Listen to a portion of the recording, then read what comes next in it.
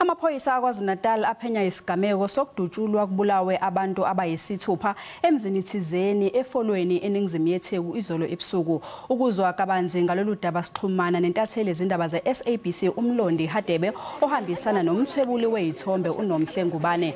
Mlondi, sikwamukele endabeni zasemini. Simanzonzo isimo lapho ukhona, sichazele ngokwenzekile uma senitholile.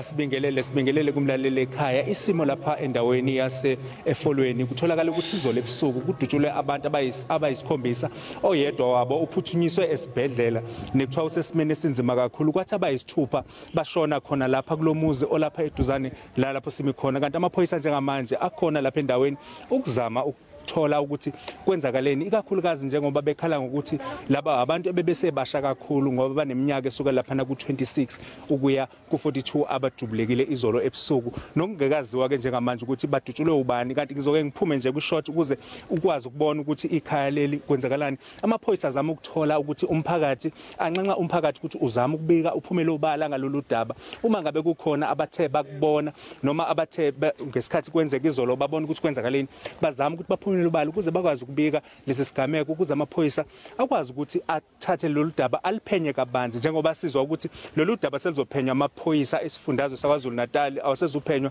isiteshi saseFolweni noma isiteshi saseNingizimu khona lapha endaweni, njengoba kungekacaci kahle kamhlophe ukuthi bekwenze njani ukuthi kuze kube khona abantu abawu7 endlini encane eyikoyi khona lapha kulomuzi. Kodwa okuvelayo nje ukuthi laba ungathi bebe abangani abebekade bedudana ngokuthi beze lapha kuleli ikhaya bahlale ndawonye ngazo ikhathi zasebusuku, nokuthe izolo ebusuku base behlaselwa engaziwa ukuthi bahlaselwe ubani. Okuyimanje amaphoyisa aphume inqina ukuzama ukuthola ukuthi kwabe kwenzakaleni lapha kuleli ikhaya. Sibonge kakhulu ke Mlondi ngesikhathi sakho. Umlondi Hadebe ubesibikela eSAFolweni.